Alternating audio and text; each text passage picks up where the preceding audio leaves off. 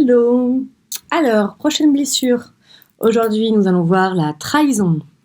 Youpi! Alors, hop! La trahison. Alors, selon le dictionnaire, ça signifie cesser d'être fidèle à quelqu'un ou à une cause. On parle d'abandonner, de livrer quelqu'un. En tout cas, le terme qui est plus souvent retenu de la trahison, c'est en rapport avec la fidélité. Ouais, il y a vraiment ce côté loyal, dévoué, j'ai qu'une parole. Voilà, très très fidèle, hein, je garde mes engagements, un truc super important. Et du coup, on va sur la confiance. Est-ce que je peux faire confiance à l'autre? Alors, cette blessure, elle se crée. Enfin, se crée pas, se crée, c'est pas le bon terme. En fait, tu vois, je dis se crée, mais en fait, non. Parce qu'on part du principe qu'on l'a choisi avant. Donc, on va dire plutôt qu'elle va s'activer. Hein, souvent, j'utilise le mot créer et je trouve que c'est hyper ambigu parce qu'en effet, on a l'impression que ça arrive maintenant. Donc, non, elle s'active. Elle se réactive. En tout cas, voilà, elle est sous-jacente et elle se crée, on va dire ça comme ça, entre l'âge de 2 et 4 ans. Pourquoi? Parce que c'est très relié au moment de l'énergie sexuelle. Vous allez voir, humiliation et trahison, au niveau de l'énergie sexuelle, on y revient beaucoup. Ouais. Et du coup, ça va se développer avec en effet le complexe d'Oedipe. Donc, on revient avec le parent du sexe opposé. Youhou! Et c'est pour ça que souvent, on parle de blessures d'abandon, trahison. Elles sont vraiment reliées. Ouais, mais ça, on le verra aussi plus tard.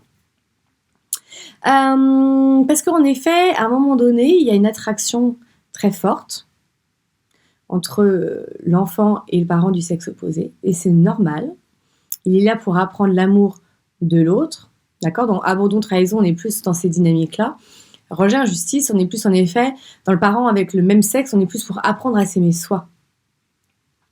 Oui. Hein, l'autre est un miroir, donc c'est avec moi.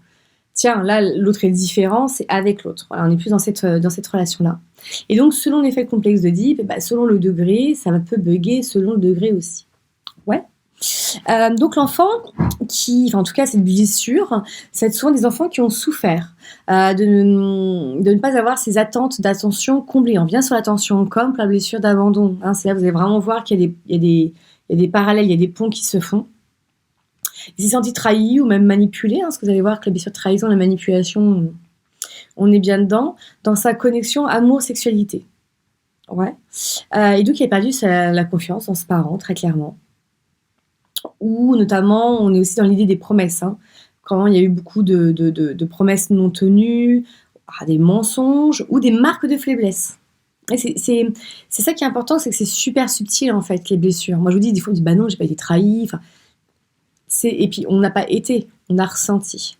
Et donc les ressentis, ils sont quand même, c'est très subtil. Et moi j'ai beaucoup de personnes, rien quand je me demande comment tu te sens. Alors là j'ai un vide transsibérien. Donc non, on n'est pas toujours au contact de nos sensations, de nos émotions. En tout cas, à un moment donné, cet enfant, il a jugé le parent du sexe opposé de ne pas prendre ses responsabilités. Donc du coup, d'un seul coup, moi je ferai différent, moi je ne serai pas comme l'autre, moi. Ouais. Donc, son masque, vous allez voir arriver. Alors là, c'est le must du contrôle. On a vraiment le masque du contrôle. Donc, dans toutes les blessures, plus ou moins, on retrouve, c'est un truc assez humain. Mais vous allez voir que là, le contrôle, il est quand même mezzo forte, méga puissant. C'est souvent d'ailleurs cette blessure qui amène à cette place de bourreau. Je me contrôle moi, je veux contrôler les autres. Ouais, à un moment donné. C'est pas comme je veux, oh lolo. Hein, c'est vraiment ça. Moi, souvent, j'explique, c'est le je veux. Je veux et je veux, quoi. Non, tu vas voir que la vie, c'est pas comme ça. Ça, c'est autre chose. Donc, sa plus grande peur, ça va être la dissociation, la séparation, le reniement. Ok. Donc, on va voir un peu. Alors, je vous montre le physique du contrôlant. Non, voilà, c'est mieux comme ça. Donc en effet, chez les hommes, c'est plus imposant là-haut, et chez les femmes, c'est plus imposant du bas. C'est pour montrer notre force. Responsabilité là-haut, je peux en mettre sur mes épaules, je suis un bonhomme. Et en bas aussi, notamment pour les femmes, c'est je suis vraiment bien ancrée, je suis là, j'ai la force, la conviction, je contrôle, quoi, je suis là. Alors donc le contrôlant, il va tout faire pour convaincre. Alors, c'est celui qui va vouloir le plus convaincre et s'imposer. C'est celui souvent on voit le plus, l'ego avec Peut-être avec injustice. Ouais, c'est assez flagrant en fait. On peut pas le louper, hein. Parce que du coup, il va convaincre avec une espèce de forte personnalité. Et notamment, il va utiliser ses qualités de chef, parce qu'il y a des grandes qualités, hein, mais les qualités de chef pour justement imposer sa volonté. Bah, il n'y a rien de mieux. Donc ça, dans les dirigeants, souvent, attention, hein, il y a plein de manières vicieuses de diriger la vie des autres, mais en tout cas, en entreprise, on peut voir souvent ces personnes qui vont plutôt être à ces niveaux-là. Enfin, en tout cas, ils ont besoin d'avoir un lien de subordination pour quand même encore plus avoir d'emprise. Vous allez voir, hein, certains vont dire « Ah, mais c'est le pervers narcissique !» Peut-être. Et donc, il n'est pas en contact du tout avec sa vulnérabilité, alors du tout, et surtout, il cherche à se montrer fort. Très clairement, n'essayez même pas à aller dans la vulnérabilité avec une personne qui est en plein dans sa blessure. Au contraire, essayez de la cacher à max, c'est pas le moment d'aller titiller là où ça fait mal. Et surtout, il tient à ce que les autres sachent de ce dont il est capable. Alors là, vous allez voir, ça, c'est la démonstration, machin, etc. Bah oui, on est en plein dedans. Parce que je suis capable, vous pouvez me faire confiance, j'en prends en plein, moi j'assure, je suis responsable, moi quand je dis quelque chose, je le fais. Alors ça, je l'entends, mais très très souvent. Ou en tout cas, c'est des personnes qui vont essayer, j'ai bien essayé, hein, de toujours tenir leurs promesses, leurs engagements. Et c'est pas ce qu'ils vont forcément faire, hein, mais ils vont être là-dedans, où ils vont vraiment insister comme quoi c'est important. Il n'y a pas longtemps, je me suis embrouillée avec quelqu'un comme ça. Enfin, je me suis pas embrouillée, s'embrouiller tout seul, parce que moi je m'embrouille pas avec les gens. Enfin, il faut être deux, hein, mais en même temps, non, je l'ai laissé s'embrouiller tout seul avec son truc. Mais en effet, qui était là-dedans, qui me disait, mais de toute façon, quand tu dis, tu fais automatiquement. Je dis, ah ouais, c'est lâcher prise, c'est super. Mais si à un moment donné, juste dans l'heure, dans la journée, dans la semaine, t'as pas le droit de changer d'avis, en fait, dans cette histoire. T'as pas le droit, à un moment donné, d'écouter tes propres besoins du moment et te dire, bah finalement, bah non, en fait, là, c'est pas bon pour moi. Ou, ah, t'as pas le droit, d'accord, c'est super. Non, c'est sympa ta vie à toi. Enfin, voilà. Petite parenthèse. Il performe donc qu'on considère comme étant très responsable, hein, et il se croit très responsable, c'est très très important. Mais en réalité, il n'est pas forcément. Et c'est ça qui est vraiment important de le comprendre parce qu'il ne va pas l'avoir en tête. Hein. Parce qu'il va accuser les autres souvent et il va leur porter le blâme. Et il trouve facilement en effet des moyens de ne pas être utilisé. C'est celui qui va être hyper bon en effet pour culpabiliser quelqu'un. Surtout si en face, la personne elle a cette capacité plus. Et donc, il cherche à être spécial et important. Les honneurs, les titres. Il va adorer, hein, du coup, en effet, les compliments, tout ça. Hein, voilà, tout ce qui va le valoriser, notamment. Il est facilement impressionné par la prestance d'une personne riche ou célèbre. Tout ce qui est dans le avoir, là, où on peut aussi lui faire confiance. Enfin, il va facilement faire confiance.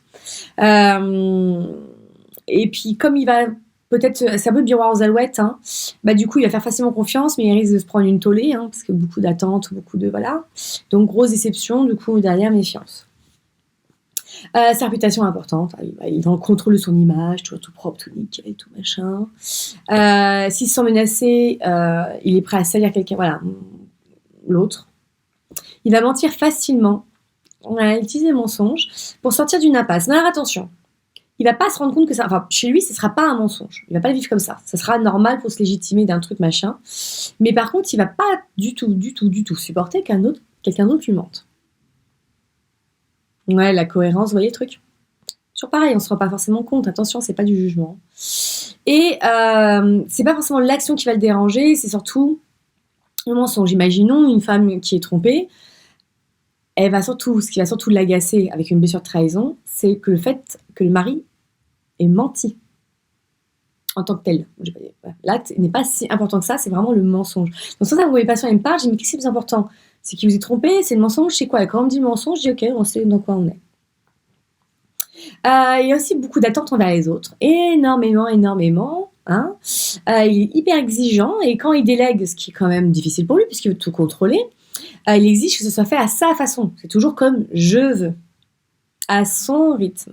Ça permet toujours de montrer qu'il est supérieur et important. Ouais. Et il vérifie sans cesse parce qu'il a un manque de confiance. Il faut que ce soit comme il veut. Hein, c'est costaud.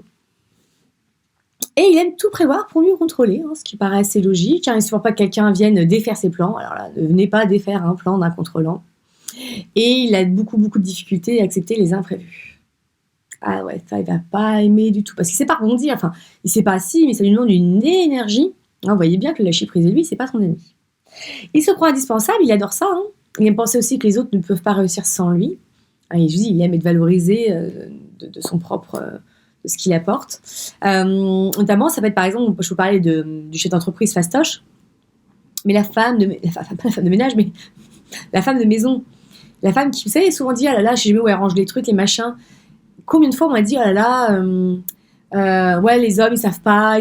Mais en même temps, les femmes, souvent, enfin, moi, j'ai eu j'ai eu ce truc-là à un moment donné, de hyper contrôlante, où en fait, c'est moi qui arrangeais tout, c'est moi qui organisais tout. Donc, du coup, automatiquement, mon ex et son fils étaient dépendants de moi. Pour savoir où étaient les choses. C'était, bah, va demander à June où est-ce que c'est. Bah, ouais, automatiquement. Oui. Donc, ça me rendait importante et indispensable. C'était super. Pour eux, c'était moins cool, hein, c'était vachement moins sympa. Quoique, quelque part, ça les arrangeait bien aussi, ils étaient moins organisés, mais voilà, il y a toujours un aspect toujours pareil. Hein, il y a l'aspect sympathique et appréciable, il y a l'autre côté. L'autre côté, franchement, j'étais pas la plus sympa des colocs. Et donc, du coup, il se révèle et se confie difficilement, surtout avec le sexe opposé. On revient toujours sur l'idée que c'est plus dans la relation au sexe opposé, parce qu'il a peur qu'on profite de lui. Et surtout, parler de ses faiblesses. Aïe, aïe, aïe, ses failles et ses faiblesses. Mon Dieu, mon Dieu, mon Dieu. Mon Dieu. Et donc, c'est un excellent manipulateur. C'est pour ça, moi, je vous dis, quand on parle de pervers narcissique, je me dis, ouais, en fait, la personne a une grosse blessure de trahison, plus, avec peut-être une psychose derrière, quoi. Mais moi, très clairement, ma définition, enfin voilà, moi, quand j'entends pervers narcissique, je pense, blessure de trahison. Je transpose comme ça. Il ne peut pas admettre donc qu'il est à la recherche de preuves d'amour de son partenaire, par exemple. Hein. Non. Il va surtout, par tous les moyens, sont bons pour contrôler, manipuler, donc notamment bouder, la rage, la colère, c'est son truc, crier, menacer, se plaindre. Enfin, c'est vraiment sympa, non, vraiment. Et du coup, c'est là qu'il peut même utiliser la violence. Ah, comme je dis souvent, alors, celui qui bat, alors on va dire homme violent, femme battue, c'est ce qu'on a le plus, mais maintenant c'est dans les deux sens, mais vous avez le contrôlant en face, blessure de trahison, l'homme violent, on va dire ça comme ça, le mari violent, et la femme victime en face avec ses blessures d'abandon, dépendante de l'autre. Ça se joue comme ça souvent. Toujours pareil, hein. On prend ce qu'on a à prendre. Donc il comprend, il agit rapidement, hein. Ça fonctionne super vite, comme il contrôle tout, il est sur tous les fronts. Mais la plupart du temps, il va vite aux conclusions. Il n'y a pas tout lu, tac, il va directement. Ça, c'est un truc aussi de contrôlant. Il est sûr d'avoir raison, bien sûr, il impose tout ça. Il aime avoir le dernier mot. Pour dire que oui, tu as raison, enfin, t'as pas eu ta raison, mais il va bien aimer faire la conclusion, on va dire ça comme ça. Et alors, il est rancunier. Il va revenir dessus régulièrement. Et il peut couper une relation brusquement, sans préavis, et refuser même tout contact pour une très longue période. Hein. C'est du rancunier, voilà. Et puis, il est bien sûr, c'est sympa, hein, le descriptif. Alors, toujours pareil, hein, on peut avoir quelques bribes, beaucoup, un peu, voilà, là, je vous fais le portrait, le pire du pire, hein, vraiment du gros pervers narcissique. Il est intolérant et impatient avec ceux qui sont trop lents.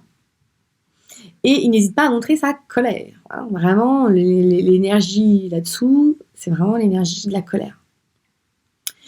Il perd le contrôle, la colère qui monte. Et donc, il cherche à se montrer très indépendant pour ne pas justement toucher à sa peur de séparation. Je vous rappelle que l'origine, c'est la peur d'abandon, hein, qui vient la trahison. Et il va même critiquer les gens dépendants, ça va même voir l'énerver, etc. Bah oui, ça lui renvoie sa propre vulnérabilité. Et puis, il va utiliser alors ces expressions, c'est « je suis capable », « fais-moi confiance »,« je ne lui fais pas confiance »,« je savais », mais je savais, j'avais raison, hein, j'avais raison. As-tu compris? Écoute-moi, c'est vraiment celui qui est là-dedans. Et aussi, il va utiliser le mot associer, dissocier, séparer, quitter. C'est vrai, franchement, oui.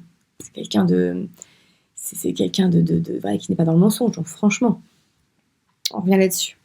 Donc je vous rappelle qu'il exhibe sa force physique. Hein, chez les hommes, c'est plutôt là-haut, les femmes le bas. Les muscles sont plutôt dominants dans certaines parties du corps. La voix, elle est forte. Poitrine bombée. Il peut avoir un surplus de poids, mais il va pas paraître gros, c'est important ça, mais plutôt fort. Je sais plus où me planquer. Attends. Et il est porté à avoir du ventre avec l'âge, hein, parce que tout vient de là, hein, du hara, hein, de la volonté, dans la volonté. Il peut avoir des grands yeux avec un regard intense et séducteur, parce qu'il va beaucoup jouer la séduction. Hein, dans le rapport, je vous rappelle, Oedipe, sexualité, machin.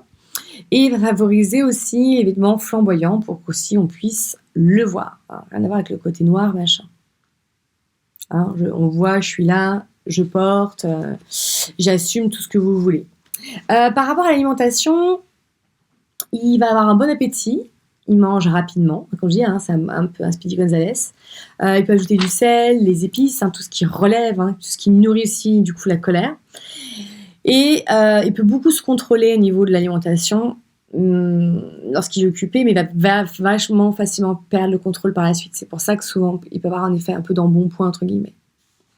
Alors les maladies, tout ce qui est maladie de contrôle et de perte de contrôle.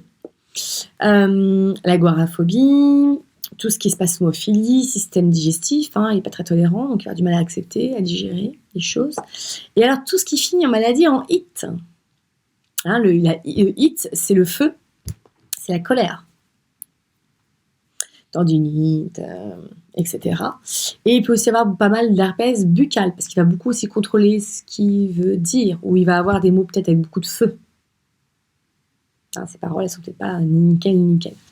Voilà, ça c'est pour la blessure, en effet, de trahison. Donc, comme je dis souvent, derrière trahison, il y a abandon, donc c'est important de travailler quand même les deux. Ouais. Dans une vidéo, je vous expliquerai bien sûr après comment est-ce qu'on peut aider. Voilà. De toute façon, l'antidote, c'est l'inverse. Hein. Donc, si on parle contrôle, on parle de lâcher prise. Lâcher prise, voire même, moi, j'aime pas ce terme. Je préfère même plutôt le terme laisser être. Voilà, on parle même d'aller dans une phase de confiance totale, donc dans la foi. Si ça se passe comme ça, c'est que ça se passe. En fait, avec tout ce qui se passe en ce moment, on peut avoir envie de vouloir contrôler les choses. Mais dans la période actuelle, justement, c'est une très bonne période pour travailler sur cette blessure de trahison ou quoi, alors que ce soit les décisions, par exemple, de l'État, hein, qui est un peu l'autorité, par exemple. Comme ça, là, par hasard. Ça peut être aussi qu'on a des projets et on ne sait pas quand est-ce qu'on va les faire. Comme ça, par hasard, tiens, un projet pour Marseille. Et du coup, ça demande vraiment à travailler, donc d'être dans le moment présent, ici et maintenant. C'est pas comme je veux, mais c'est pas grave. Qu'est-ce que ça me permet de vivre autre chose, en fait? Hein, vraiment, c'est cette volonté là-haut, la volonté mentale, ça doit être comme je veux, parce que si c'est comme je veux, c'est bien. On est vraiment là-dedans, on repart en mal et bien. Donc non, c'est comme c'est. Aujourd'hui, il fait beau, c'est super. Cette semaine, temps pourri. Voilà, il va pleuvoir, super, la nature, ça la nourrit. Et puis, moi, ça me permet d'avoir du temps pour faire ma comptabilité. Je serais pas tentée pour sortir, voilà. Par exemple, hein, c'est vraiment cette capacité à prendre les choses comme elles sont, dans le moment présent. Dans le lâcher prise. Mais ça, c'est un gros sujet, on reviendra dessus. Je vous souhaite une très belle soirée, journée.